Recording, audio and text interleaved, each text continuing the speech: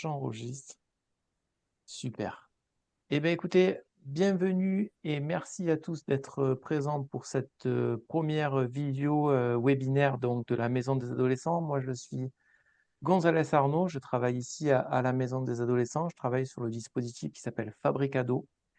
Très rapidement, parce que ce n'est pas le lieu, mais je vous présente Fabricado en deux mots. Fabricado, c'est une fabrique d'idées attachée à la Maison des Adolescents. Et donc, comme on est attaché à la Maison des Adolescents, notre cœur de métier, c'est de incuber et de porter des projets en lien avec l'adolescence. Aujourd'hui, on se retrouve pour cette première rencontre en visio où on va parler d'interculturalité. C'est un des premiers projets qui a été porté par le dispositif Fabricado. Juste pour info, on aura une date en avril autour des consultations thérapeutiques jeux vidéo et on aura une date en juin sur ce même format autour d'un dispositif qui s'appelle Pléiade et qui travaille le traumatisme complexe. Donc du coup, vous serez aussi invité à participer à ces temps-là. Je vais juste et rapidement introduire donc, les 4 porteurs de projets ce soir, donc Jean-François et Georges qui sont là et qui sont ensemble pour cette vidéo.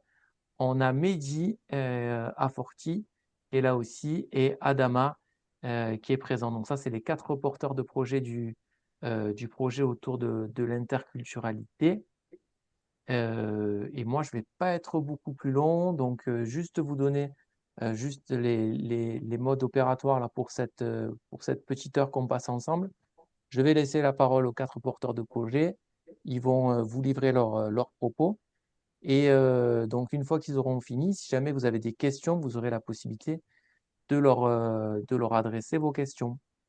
Donc, n'hésitez pas à noter s'il y a des choses qui vous intéressent là, par leur intervention, de noter vos questions. Et comme ça, on prend un temps pour y répondre à la fin de l'intervention. Voilà, j'ai tout dit. Je pense avoir rien oublié. Donc, je ne vais pas être plus long que ça pour qu'on garde le plus de temps possible pour les porteurs de projet. Donc, je vous cède la parole.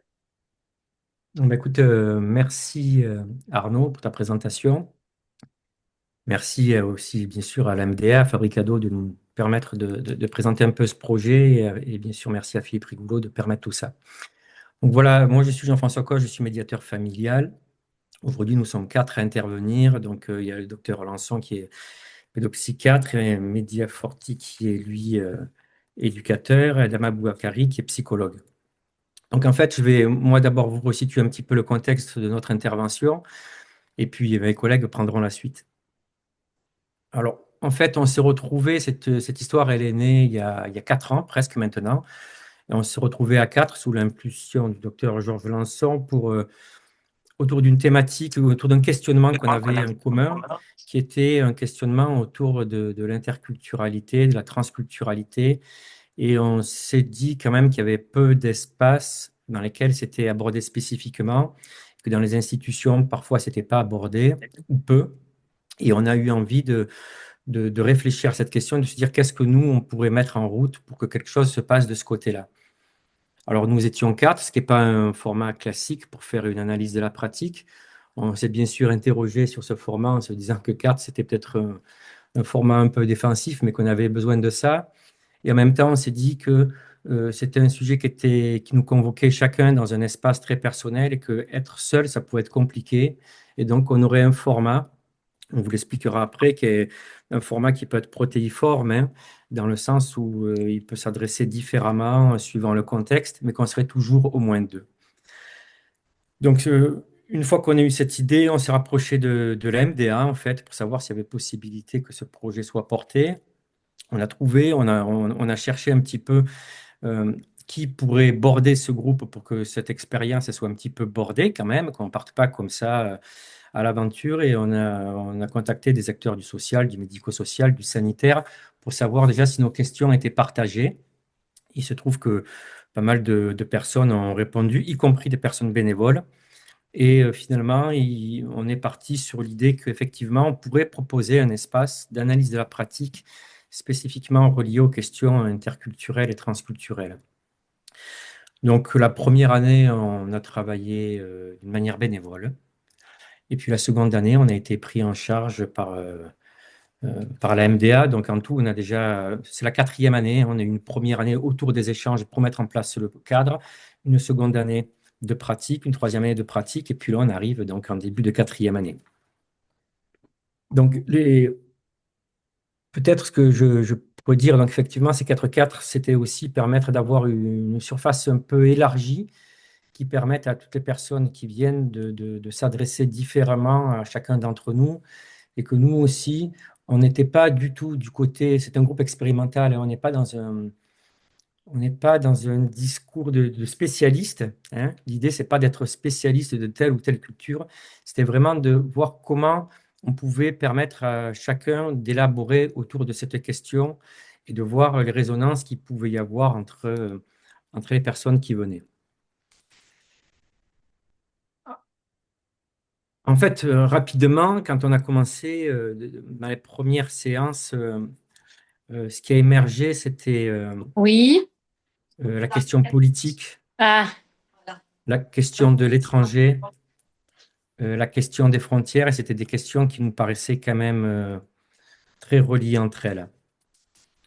Donc, on a vu un groupe qui circulait comme ça dans des enjeux d'une double rencontre entre soi et l'autre, entre l'autre et soi, aux prises avec cette réalité, et où circulait la question de l'intime, du professionnel, du local, du monde. Euh, Peut-être qu'on pourrait dire aussi que cette question euh, dans le groupe, on a senti des résistances assez rapidement. Finalement, venir parler de cette question, c'était pas simple. Et qu'à un moment donné, il y avait pas mal de... On revenait souvent à la question politique, du côté du bruit du monde, et qu'il était peut-être plus facile de se recentrer sur le bruit du monde que sur son bruit intérieur, et que là, il y avait quelque chose qui était pas simple, qui avait une forme même de militantisme qui était posée comme ça dans le groupe. Et souvent, il y avait est apparu un sentiment d'incompréhension, de frustration par rapport à ce qui pouvait être mis en place dans les institutions. Du coup, il a fallu du temps pour arriver à formaliser un petit peu les choses dans le groupe et à ce que chacun commence à parler un petit peu plus de soi, de ce que ça lui fait dans la rencontre. Euh, ce qui est revenu assez souvent, c'était comment qualifier. Comment qualifier l'autre? Cette question déjà de l'étranger, de l'autre, c'était une question qui a été posée. Ça mettait en même temps, ça proposait un double mouvement qui était à la fois accueillir et mettre l'autre à distance. Et la question était comment on ne réduit pas l'autre finalement à son statut. Et on est revenu sur ce qui pouvait faire aussi point de communauté. C'est-à-dire que nous avons des différences, effectivement, mais nous avons aussi des points de communauté. L'autre a des points de communauté avec nous, il n'est pas qu'un étranger pour nous. Il y a eu la question aussi du soin qui a été posée. Est-ce que l'autre, finalement, serait pour nous un sujet à soigner ou finalement avons-nous plutôt à explorer ce qui est en jeu dans notre rencontre? Euh, la, la- la question du récit de vie aussi a été beaucoup partagée. La migration, le voyage, le parcours. Ça semblait être quelque chose qui soit un peu une forme d'introduction à leur relation. Comment on peut parler du parcours? Mais c'est pas si simple. Euh, il y a eu des témoignages où il était quand même évoqué la nécessité de se raconter, presque l'obligation de se raconter. Et, et était posée la question de la véracité des discours. Est-ce que ce que dit l'autre est vrai? Donc, euh, ce qui a été remarqué, c'est que la tendance aussi à chercher une vérité dans le discours de l'autre pouvait créer une tension dans cette relation. La notion de la temporalité a été aussi pas mal parlée avec cette idée qu'il fallait du temps et qu'effectivement, peut-être que quand il y a deux cultures, il faut deux fois plus de temps. Et à ce sujet, d'ailleurs, on a eu une intervention à un moment donné de personnes qui racontaient comment elles, le fait d'être deux, ça pouvait leur permettre de prendre plus de temps et au moment où l'une ou l'autre se sentait pas forcément euh, la personne la mieux choisie pour répondre parce qu'elle était prise un peu dans quelque chose qui lui était personnel. L'autre pouvait aussi mettre un peu d'espace. Ça rejoint un peu ce qu'on disait d'ailleurs sur le fait qu'on ne soit pas seul, animer ces groupes, c'est que finalement, être deux, c'est peut-être aussi éviter l'écueil de répondre à tout. Et quand on est un peu pris, nous, dans notre histoire, peut-être que ça peut mettre un peu d'espace que d'autres répondent. Euh, peut-être qu'on peut, on peut dire un peu aussi que le groupe il a eu du mal à se formaliser, qu'on était sur quelque chose d'un peu particulier, puisqu'on ne s'adressait pas à une institution, mais à des institutions. Les gens venaient librement sur leur temps, et donc ça posait des questions de régularité. Et on n'a pas eu une grande régularité dans notre groupe, ce qui a peut-être contribué à ne pas toujours sécuriser la prise de parole. Donc ça fait partie un peu du vécu de notre groupe, de faire avec un groupe qui lui aussi est en mouvement et qui a un petit peu de mal à se fédérer. Euh, Lorsqu'on parle de la question de l'étranger, on parle aussi de la question des frontières et on s'est vite aperçu que ces frontières n'étaient pas uniquement géographiques, que penser l'interculturalité, c'était aussi franchir une frontière et que penser la transculturalité, ça nous invitait aussi à aller voir ailleurs, à aller voir chez l'autre au risque de nous-mêmes vaciller sur le socle de ce qui nous a permis de fabriquer nos représentations. Et ce qu'on a pu entendre, c'est que aussi, parfois, traverser la frontière, ça pouvait être aussi un acte de trahison et que la question du conflit de loyauté était souvent posée. Et en réfléchissant, le groupe se disait que quand même, il y a beaucoup cette question on a beaucoup entendu, ah mais si nous accueillions mieux, si nous étions des meilleurs accueillants, si nous avions plus de moyens, nous serons meilleurs. Mais cette question de la frontière, c'est pas que la question de celui qu'on accueille, c'est aussi la nôtre. Et finalement, on s'est demandé qu'est-ce que recouvrait cette frontière, et c'était aussi peut-être que dans le passage vers quelque chose de nouveau, il y avait de la perte, et que cette perte, c'est quelque chose qui est commun. On parlait des points de communauté. Au début, j'évoquais ça, et que les points de communauté, c'est peut-être ça, c'est-à-dire que accueillir l'autre, c'est aussi accepter un peu de perte. C'est-à-dire que qu'est-ce que nous sommes prêts à perdre pour accueillir l'autre, mais cette question-là, elle s'adresse aussi à celui qui est accueilli. C'est-à-dire que celui qui accueille a aussi, dans la séparation qu'il a eue avec sa culture, il y a quelque chose qu'il a à perdre. Et moi, j'ai été assez, vraiment, j'en parle souvent parce que ça me revient souvent, une personne qui, dans le groupe d'analyse de la pratique, parlait d'une jeune femme qui allait être maman. Et du coup, c'était une grande question pour elle parce que finalement, euh, envers qui elle devait être loyale. Euh, Si elle embrassait notre culture, elle n'était plus loyale envers ses ancêtres. Et si elle embrassait, si elle éduquait ses enfants comme elle avait été éduquée elle, alors elle n'était plus loyale envers nous.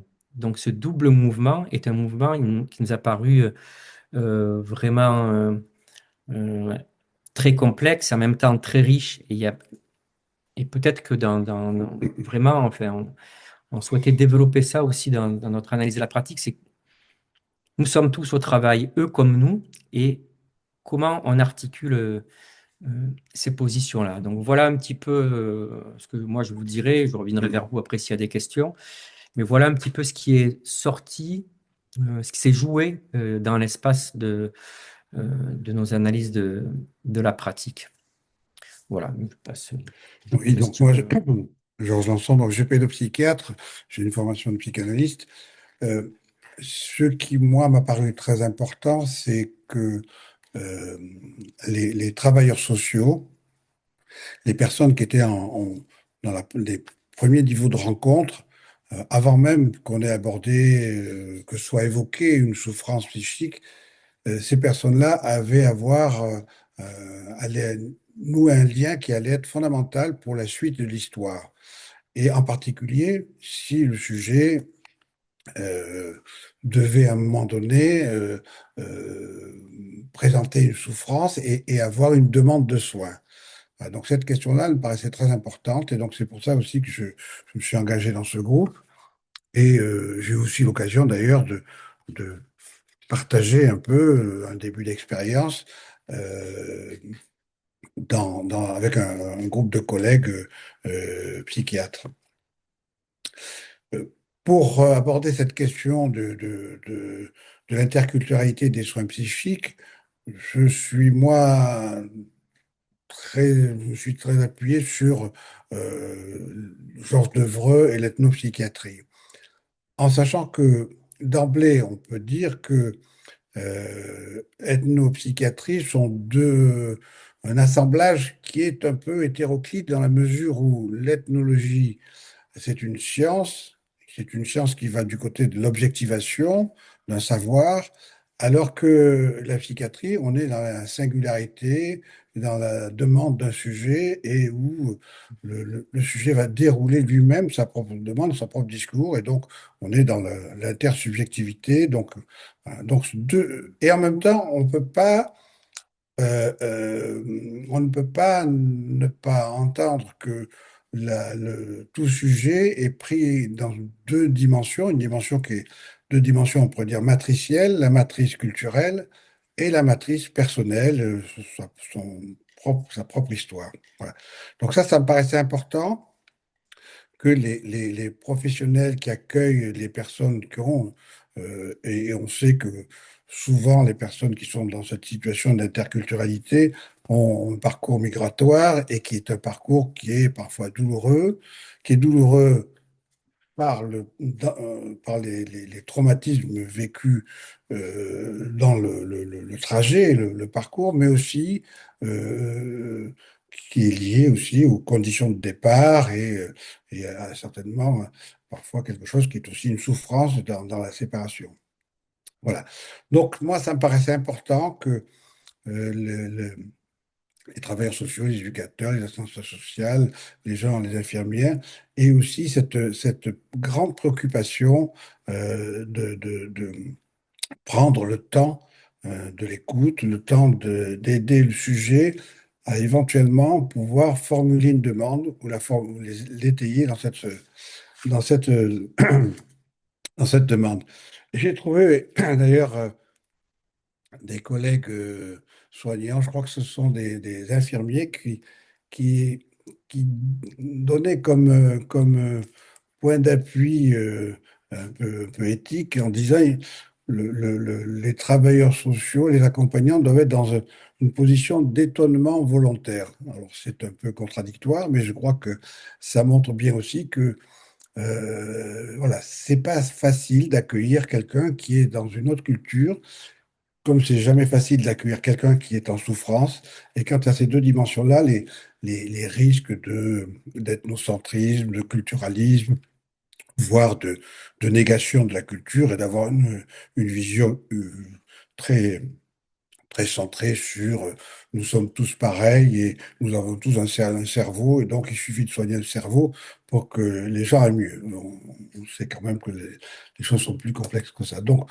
moi je trouve que c'est assez intéressant hein, de se mettre dans cette position là d'étonnement volontaire hein, et puis de se dire que ben, il fallait prendre du temps hein, pour que le sujet puisse élaborer sa demande et que ben, ça supposait parfois qu'on accepte de passer du temps avec des conventions un peu différentes où on pouvait aller boire un café, partager un repas, accepter un échange parfois de dons, euh, aussi s'intéresser à la culture de l'autre. Et pour l'avoir expérimenté, moi, dans un travail d'accompagnement psychothérapique, de prendre beaucoup de temps dans la question qu'est-ce que tu ferais, en s'adressant au sujet, qu'est-ce que tu ferais si tu étais dans ta culture?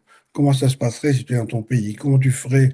Qui tu irais voir? Enfin, de vraiment le mettre en situation d'élaborer une demande en s'appuyant aussi sur sa culture et puis aussi, en s'appuyant sur des choses qui sont facilement euh, qui franchissent facilement la dimension interculturelle, c'est par exemple s'interroger sur ensemble sur est-ce qu'il y a des contes dans ta culture qui parlent de la violence, par exemple, un conte qui parle de certains dysfonctionnements. Est-ce qu'on pourrait les lire ensemble, les écouter ensemble, les raconter ensemble?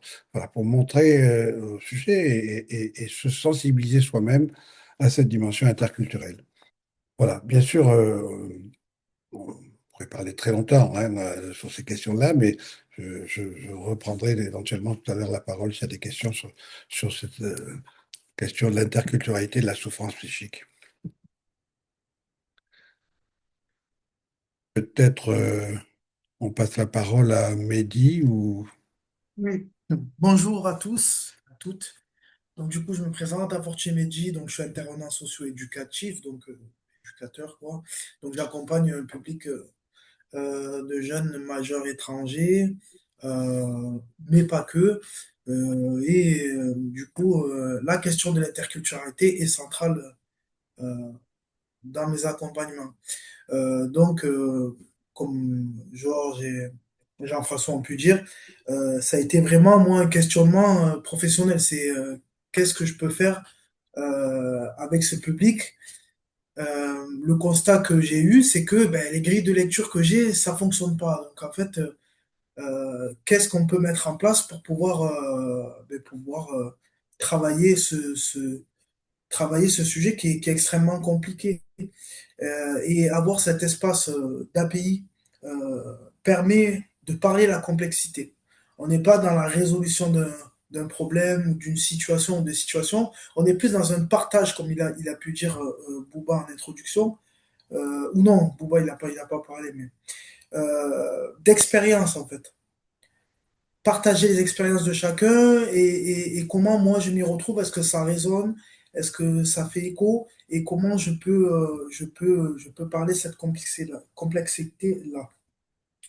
Donc, du coup, ce qui était intéressant aussi avec le groupe, pour compléter un peu ce qu'a dit Georges Jean-François, c'est quand même, il y avait un public hétéroclite, c'était des professionnels, des bénévoles, des professionnels d'horizons différents et ce qui était présent, c'était quand même que on était tous face à la difficulté de l'autre. L'autre dans sa diversité et comment on peut résoudre ces problèmes. Et ce qui est ressorti le plus, c'est aussi le temps en fait. Donner du temps, c'est acte de résistance. Chacun a pu parler de essayer moi j'essaie de gagner un peu de temps sur d'autres choses pour pouvoir avoir plus de temps avec ces personnes-là pour pouvoir euh, euh, essayer de comprendre les choses. Donc voilà, c'était ça. Après, ce qui était intéressant aussi, c'était à notre niveau, mais on a pu intervenir aussi à l'IRTS, centre de formation basé à Montpellier, qui forme les travailleurs sociaux. Euh, du coup, on a pu 2 années d'affilée intervenir avec Georges, du coup, et leur présenter un peu notre travail. Et aussi, ce qui était intéressant, c'était que, voilà, avoir un retour des étudiants sur cette complexité-là, qui n'était pas forcément pris en compte dans les premières années. Donc, la première année à l'IRTES, on a eu des troisième années d'éducateurs spécialisés, d'assistants sociaux, éducateurs jeunes enfants, euh, qui avaient quand même un peu plus d'expérience de terrain que la dernière intervention qu'on avait faite, mais où du coup ce sujet-là était parlé, mais on rentrait pas en profondeur et c'était juste évoqué. Et ils se sont rendus compte sur leur terrain de stage que ça faisait partie du travail, euh, je dirais pas en intégralité, mais une grosse partie du travail, c'était la relation à l'autre euh, la relation à l'autre et ce qu'ils ont pu aussi dire c'est que on est déstabilisé comme moi j'ai pu l'être sur on a quand même un prisme occidental quand on a une autre culture en face et qu'il y a une autre vision du monde du coup c'est compliqué il va falloir arriver à se décaler si on veut arriver à travailler ensemble, sinon on pourra pas fournir de travail, ou sinon on va laisser l'autre dans sa situation. Donc voilà, moi, c'est ce que j'avais à dire à ce niveau-là. Après, je rebondirai s'il y a des questions ou des commentaires à ce niveau. Peut-être Bouba, tu fais le lien. Oui, alors moi je suis psychologue en service de pédopsychiatrie et voilà, j'en rajouterai juste un petit peu à l'essentiel de des remarques qui ont été faites par les collègues.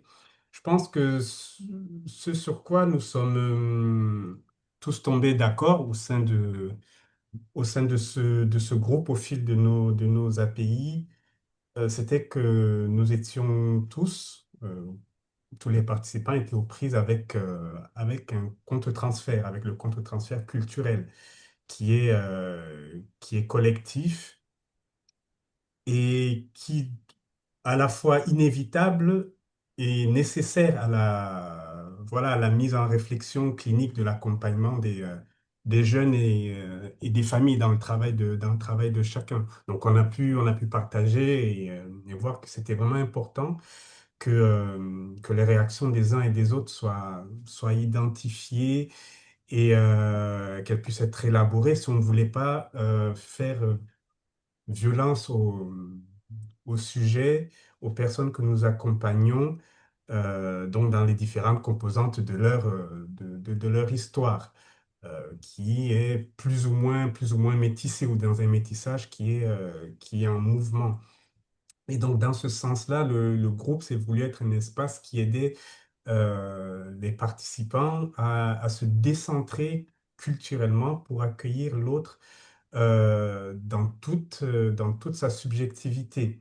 Et, euh, et dans ce sens-là, la notion de mouvement a été très, très intéressante pour nous dans ce groupe si particulier, ce groupe de quatre qui est, qui est assez inhabituel pour une analyse de pratique. Et un groupe de quatre qui était aussi interculturel de plusieurs points de vue, non seulement d'un point de vue professionnel, parce que nous avons, voilà, pour un éducateur, un psychiatre, médiateur familial, nous venons de cultures professionnelles plus ou moins différentes, mais il y avait une différence aussi d'un point de vue ethnique. C'est vrai que la question de l'ethnicité, d'un point de vue éthique, on n'ose pas trop l'interroger. C'est un petit peu bizarre dans notre microcosme, bien dans notre macrocosme français. Mais il a été, cette multiculturalité de notre équipe a été très, très intéressante dans le sens où des expériences bien, ce qui était apporté au sein du groupe convoquait chacun dans l'intime, parce que nous avons tous des parcours de vie qui sont différents et qui ont été enrichissants, dont nous pouvions convoquer des savoirs expérientiels qui étaient liés à la singularité de nos parcours individuels. Mais ce mouvement-là que nous avions entre nous quatre n'était possible que justement parce que nous étions quatre. Parce que, on pouvait compter sur le fait que nos collègues étaient là pour border nos interventions. Parce que, comme le disait Jean-François au début, euh, on peut être tenté ou être débordé et tomber dans des questions d'ordre religieux, d'ordre géopolitique. Et donc, ce groupe de quatre nous donnait le confort de pouvoir était contenant et nous permettait de faire ces apartés. Et notre interculturalité professionnelle aussi, nos référentiels différents nous ont permis voilà, dans la même perspective, de pouvoir naviguer entre nos référentiels théoriques, mais aussi de pouvoir faire cet aller-retour dont parlait Georges. Dans la question le groupe pouvait s'apparenter à des fois un groupe de parole où des souffrances pouvaient être déposées et pouvaient épouser une vision thérapeutique, mais à la fois, on pouvait se décaler d'un peu sur un versant plutôt sociologique, anthropologique, et apporter des connaissances liées à nos vécus personnels et qui pouvaient permettre d'enrichir les échanges dans le groupe. Donc, c'est en ça que je trouvais le mouvement qu'il y avait entre nous quatre bénéfique pour le groupe. Voilà ce que je pouvais apporter de plus à ce qu'ont dit mes collègues.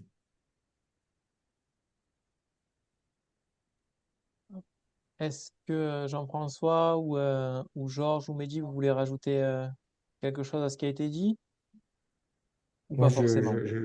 moi aussi, Ouais, quand même, sur vas-y. notre groupe, qui était un groupe, effectivement, qui témoigne aussi d'une forme d'interculturalité dans notre groupe, mais aussi chez les personnes qui sont venues. Hein, donc, il y avait là aussi différentes cultures professionnelles, puisqu'il y avait des psychologues, des éducateurs, des rééducateurs, des bénévoles. Et aussi voilà, sur le plan de l'histoire, il y avait aussi là une interculturalité, hein, qui était présente. Ok, alors moi peut-être déjà, alors j'invite aussi les collègues qui sont dans la salle, si vous avez des questions, n'hésitez pas, je crois que vous avez la possibilité de lever la main, je vous ouvre le micro et vous pourrez poser la question, mais moi il y en a une qui me brûle les lèvres, là, c'est toi qui l'a introduite, Boubakari, donc tu disais effectivement, vous venez de 4 horizons professionnels différents. Ça, c'est une chose. Et tu as introduit aussi l'ethnicité. Et ça, moi, ça m'intéresse. Du coup, je me demande, est-ce que le fait que votre provenance géographique fantasmée, j'imagine, par les participants, elle amène du sens quand même. Est-ce que vous avez noté, vous, chez le groupe, par exemple, ben, des personnes qui se tournaient plus vers l'un, plus vers l'autre en fonction soit de vos professions, soit de vos origines supposées, pour vous adresser des questions un peu plus spécifiques, ou ça s'est pas joué du tout comme ça? Si, si, c'était un mouvement que nous avons pu observer et qui, comme je le disais aussi, nous avons fait attention de ne pas, d'éviter de tomber dans ce paradoxe-là pour pas verser dans du culturalisme. C'est vrai que voilà, nous sommes des Franco-Français, des Maghrébins et puis originaires d'Afrique centrale aussi. Et on peut être tenté d'être bien. Les participants on pense qu'on a en face de nous des spécialistes d'une culture ou d'une religion. Mais voilà, nous avons essayé pour aller au-delà, au-delà de ces approches culturalistes, de, de mettre des frontières, de plutôt aller vers ce qui nous est commun. Je sais pas si Mehdi, tu as quelque chose à ajouter là-dessus, mais je pense que ce mouvement, c'est, euh, c'est plutôt matérialisé envers nos deux personnes la plupart du temps. Oui, oui, j'aimerais réagir. Ben, on a pu le constater avec Georges aussi sur l'IRTS où euh, l'ethnicité, euh, disons, l'autre, en fait, il peut s'identifier à nous ben, sous des traits physiques, hein, physiques ou culturels. Et du coup, mais il y a quand même une dissonance parce que j'ai pu le dire aussi au centre de formation, c'est que même si on a une apparence, que ça soit maghrébin, moi je parle pour ma part, hein, mais j'ai grandi en France, donc je suis de culture occidentale. Et il peut y avoir quand même, il peut y avoir quand même un fossé de compréhension.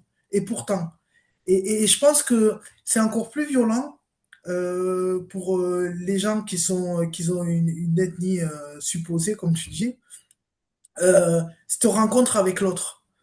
Et c'est ce qu'on a pu voir aussi dans notre groupe d'API, c'est que il y avait beaucoup de personnes avec une ethnie supposée qui s'interrogeaient parce qu'on venait les chercher sur ce terrain-là. Et c'est vrai que on vient nous chercher parce que on s'identifie à nous et le parcours peut être différent et il y a les incompréhensions et puis ça peut être violent. Ça peut nous rappeler des choses ou peut-être que des choses qu'on a faites ou qu'on n'a pas faites ou des choses qu'on renie aussi. Euh, et donc du coup c'est très prégnant. C'est très prégnant et ça peut être violent aussi. Euh, on a pu le constater d'une affirmation même de culture occidentale de dire ah non mais moi je suis voilà et pour s'intégrer pour ça il faut être comme ça comme s'il y avait un mode d'emploi pour et ça chez l'autre en fait ça peut être violent et d'où l'importance aussi de ces instances où on peut parler ces choses-là et ça vient après peut-être la difficulté qu'on a rencontrée après je sais pas si c'est partagé par mes collègues ce constat mais euh, c'est que le groupe il n'était pas non plus ultra sécurisé parce que ça changeait et ça venait chercher quand même des choses très personnelles. Ça vient chercher directement des choses très personnelles. Euh, et il faut qu'il y ait quand même un espace de confiance pour pouvoir commencer à parler et rentrer dans ce qui gêne. On a pu le constater aussi avec Georges, du coup, notre intervention récente à l'IRTS, où il a fallu quand même un petit moment pour que euh, les gens qu'ils avaient des choses à dire, des choses qui les gênaient, qui les dérangeaient, etc., et qui les interrogeaient, puissent parler.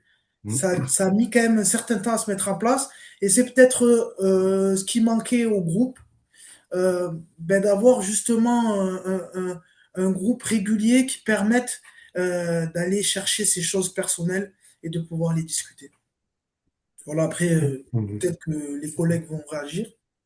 Oui, dans ce sens-là, on pourrait dire que parmi les propositions que l'on pourrait faire, ce serait d'intervenir à la demande d'une équipe déjà constituée, qui a donc son espace plus sécurisé, et intervenir en sachant que, bien sûr, ce que vous avez souligné tous les deux, c'est que nous ne sommes pas là pour donner la version de toutes les cultures hein, et d'intervenir comme spécialiste de toutes les cultures.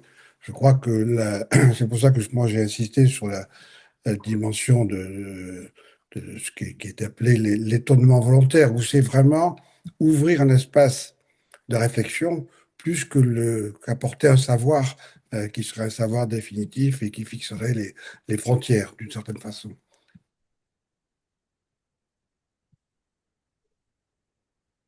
Ouais, sur cette question que tu évoques, là, Mehdi, bon, je pense que les travailleurs sociaux qui venaient ont formé un groupe, effectivement, qui a eu peut-être du mal à se constituer, mais que ça aussi, ça témoigne d'un mouvement et peut-être d'une forme de résistance, parce que finalement, quand nous, on se déprimait, parce qu'on se dit, oh, il n'y a pas eu grand monde la fois d'après, bon, la fois d'après, il y avait beaucoup de monde, et que c'était aussi un aller-retour hein, entre j'y vais, j'essaye, voilà, alors, bien sûr, il y a des contraintes matérielles, des contraintes de temps, pour que chacun de travail ne passait pas un temps formalisé par les institutions, donc c'est compliqué de venir sur son propre temps. Mais quand même, il y avait quelque chose où finalement, on voyait des personnes qui venaient, puis qui revenaient, et qui revenaient, on ne savait jamais trop s'ils allaient revenir, mais il y avait quelque chose il y avait une demande, hein, pour on parlait de la demande tout à l'heure. On sent qu'il y a une demande. Après, voilà, comment la rendre, comment accueillir du coup cette demande le mieux possible dans les meilleures conditions. Bon, ben, ça fait partie d'un enjeu aussi de savoir. Les questions financières sont rajoutées à cette question-là, hein, bien sûr, à partir d'où on vient. Est-ce que les institutions ont envie de ce travail-là? Est-ce qu'elles portent leurs travailleurs sociaux vers ces endroits-là? Qu'est-ce qu'elles mettent comme billes? Enfin, tout ça se joue aussi, il me semble, dans notre espace et peut faire forme de sécurité ou au contraire d'insécurité pour le groupe. Donc, il y a différents niveaux finalement là-dedans. Ok, merci pour cette réponse. Vous n'hésitez pas, hein, vraiment, s'il y a une question dans la salle, je la prends. Mais s'il n'y en a pas, moi j'aimerais bien revenir sur. Vous avez évoqué tout à l'heure, je crois que c'est toi qui l'as dit, Mehdi. Vous avez parlé de vulnérabilité et que, enfin, voilà, tu disais, non, tu parlais de complexité, voilà, c'était ça. Tu parlais des situations complexes. Et moi, je faisais le lien donc dans les maisons des adolescents, en tout cas ici sur la maison des adolescents du Gard, on porte un dispositif qui s'appelle le déclic, donc c'est de la clinique indirecte, et ils définissent la complexité comme un cumul de vulnérabilités. Moi, je voulais savoir, est-ce que cette définition-là pour la complexité, elle vous convient? Ou est-ce que vous, dans ce que vous avez rencontré, vous la définiriez un petit peu différemment, la complexité?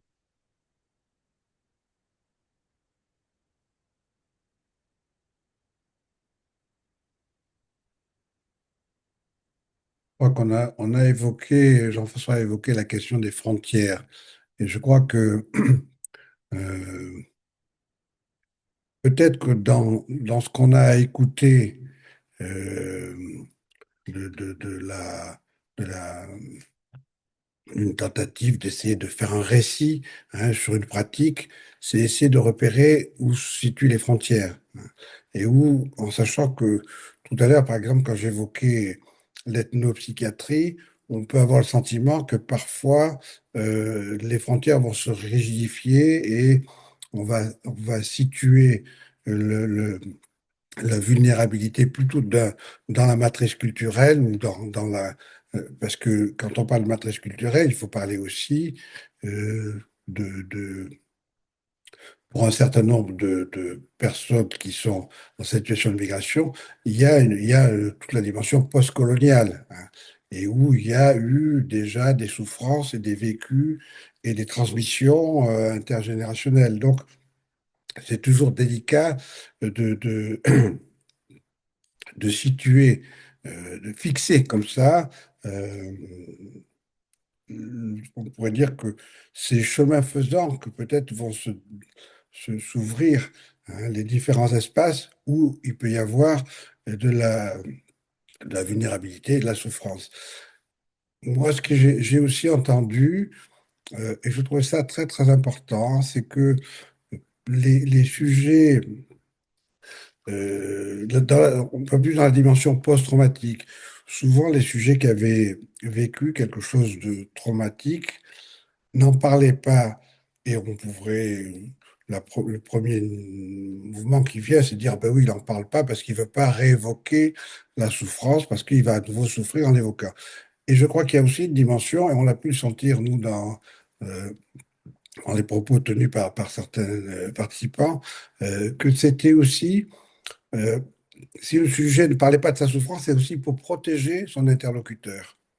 Et que la, et on a pu voir que même de ne pas pouvoir prendre en compte cette souffrance qui était tue, c'était quelque chose qui pouvait entraîner encore une surenchère dans la complexité de la souffrance, puisque le professionnel pouvait se sentir euh, ne pas être suffisamment en position d'être le réceptacle d'une souffrance. Donc, on est dans la complexité là.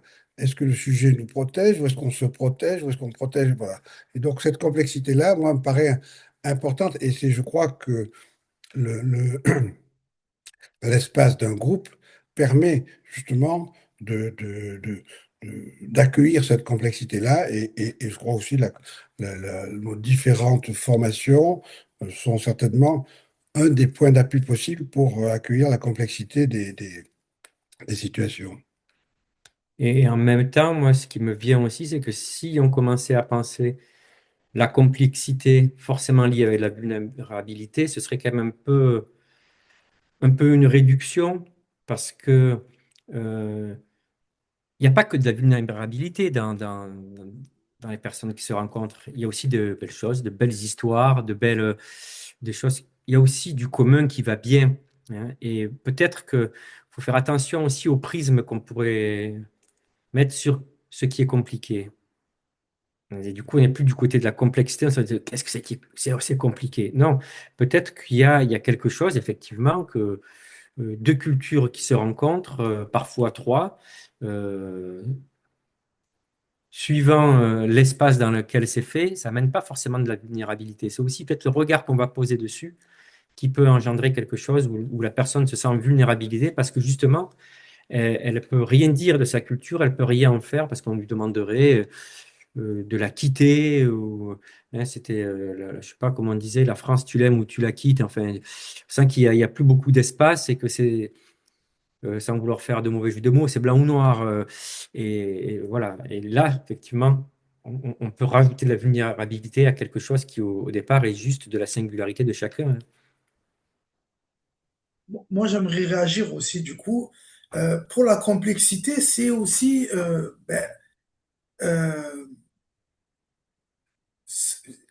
la simplicité euh, induit aussi des réductions, comme Bouba a pu dire, ça peut être sous l'interculturalité de culturalistes. On, pour répondre à une demande de culture, euh, on va regarder dans un bouquet et puis on va dire ah, ben, c'est ça la culture de tel ou tel pays. Alors que la complexité, déjà la complexité humaine, et la complexité de l'autre, parce que dans sa culture qui est différente de la nôtre, ça demande du temps. Moi, je lis plus à la notion de temps. La complexité, elle a besoin qu'on lui donne du temps pour pouvoir s'en approcher au plus. Pas la résoudre, mais s'approcher. Et je suis assez d'accord avec Jean-François sur la vulnérabilité. Oui, mais c'est pas que. Il y a de la vulnérabilité, mais on peut pas le réduire qu'à ça. Et pour moi, la complexité, c'est en opposition à la simplicité, et il faut du temps. Il faut du temps pour s'en approcher. Voilà. J'ai bien noté, Mehdi, ton attachement au temps. J'ai noté ce que tu disais tout à l'heure. Donner du temps, c'est un acte de résistance. J'ai beaucoup aimé. Mais voilà. S'il n'y a pas d'autres questions, moi j'en avais une un peu. Il nous reste une dizaine de minutes. Mais est-ce que vous, au fil de ces années-là d'accompagnement des API, alors j'ai bien saisi que des fois, l'engagement des pros ou des bénévoles était aléatoire, c'est-à-dire qu'il y en avait qui venaient, ils venaient plus, ils revenaient, etc., etc. Mais malgré tout, est-ce que au fil de ces accompagnements de ces différents groupes, vous avez pu noter peut-être des changements professionnels? Est-ce que vous en avez quelques-uns qui vous reviennent en tête? Donc, je précise ma question, c'est-à-dire un participant qui aurait bougé ses représentations, ses idées, peut-être même sa façon de prendre en charge un adolescent ou un usager ou une personne dont il s'occupe. Est-ce que ça, vous avez pu noter des éléments de ce côté-là ou pas? Moi, je vais te répondre pour moi. Oui, moi. Je, je, je- Parce que je trouve que dans ce groupe, euh, nous aussi, on est au travail. D'ailleurs, je remercie les personnes les 7 personnes, je crois, qui sont venues partager ce moment avec nous parce que il s'agit bien de moments de travail. Et, euh, Moi, quand j'accueille des familles euh, qui sont issues de l'immigration, qui sont des couples mixtes, une personne issue de l'immigration, une personne d'ici, je pense que j'ai quelque chose qui a bougé chez moi dans la manière d'écouter et peut-être effectivement euh, Georges, tu évoquais tout à l'heure la possibilité de dire à quelqu'un, mais comment ça se passe chez vous? Com- Comment vous feriez? Et de reconnaître quelque chose de la culture de l'autre, c'est vraiment quand même une manière de lui permettre de faire un pas vers la nôtre. Parce que je veux dire, quand on commence à se sentir reconnu soi, dans des moments qui sont complexes, qui sont pas faciles, ça engage quelque chose d'une réciprocité, de se dire, ben, tiens, il y a finalement l'autre, et alors j'aime pas bien le terme de bienveillant, mais enfin, l'autre me reconnaît un peu, quoi. Voilà. Ou sinon, je remarque dans ma pratique, les personnes ne reviennent pas au second rendez-vous, par exemple. Voilà. Parce qu'ils attendent, ils présupposent que j'attends un discours, et puis si moi je fais pas un peu un pas, ce discours ne pouvant pas me le donner, ben, ils disent, bon, ben, on arrête. Ouais, et du coup, je pense qu'il y a quelque chose qui a bougé. Et euh, dans le groupe, pour répondre quand même à ta question aussi du niveau du groupe, euh, moi, il m'a semblé qu'il y avait un niveau d'échange dans le groupe qui, au bout d'un moment, bougeait. Il y a eu des moments où on s'est dit, ouf, voilà, il y a quelque chose qui arrive et une forme de sécurité où les gens savaient qu'ils pouvaient parler et que c'était entendu. Donc, je crois qu'il y a quelque chose, on a pu se dire ça à un moment donné, il me semble. Il y a quelque chose qui bouge dans le groupe. Après, je vais passer de recul pour parler de la pratique pour avoir les personnes. Il me semble qu'il y avait, oui, il y a quelque chose qui s'était relié, qui commençait à prendre forme. Moi, une question que j'ai entendue dans un groupe, là, euh, euh, c'est la diversité des postures professionnelles dans une équipe où quelqu'un qui était très sensible à ces questions d'interculturalité se retrouvait face à, au contraire, euh, un autre bloc professionnel qui, lui, était très peu perméable à ces questions-là, voire même imperméable. Et j'ai trouvé que dans le témoignage d'une personne, j'ai bien entendu comment cette personne n'avait pas pu intervenir parce qu'il y avait une espèce de verrouillage sur cette question d'une sensibilité, d'une personne qui était sensible à quelque chose qui était dans sa culture et que l'équipe disait non, non, ça, ouais. Et que quelqu'un puisse en parler, ça me paraissait important parce que c'est aussi, je crois, ça peut être une blessure pour un professionnel de ne pas de travailler dans un milieu qui soit peu perméable à ces questions d'interculturalité. Et je crois que on peut le dire quand même qu'il y a des endroits où c'est certainement plus difficile que d'autres d'aborder ces questions d'interculturalité. Voilà. Et donc, je trouvais que l'idée d'un groupe pour accueillir des gens qui ont voilà, envie de parler de ça et de leur vécu professionnel, c'était important aussi. Oui, et c'est important ce que tu dis, Georges, d'autant plus que, si j'ai bien compris ce que tu dis, même s'il y avait eu un groupe d'APP dans cette institution-là, étant donné que les deux blocs s'opposaient, ça aurait été difficile de Ça pouvoir paraissait discuter. difficile, Ouais. mais bon, on a bien senti, j'étais avec Mehdi, que c'est en parlant que petit à petit cette question pouvait venir, hein, voilà. Mhm. Ok.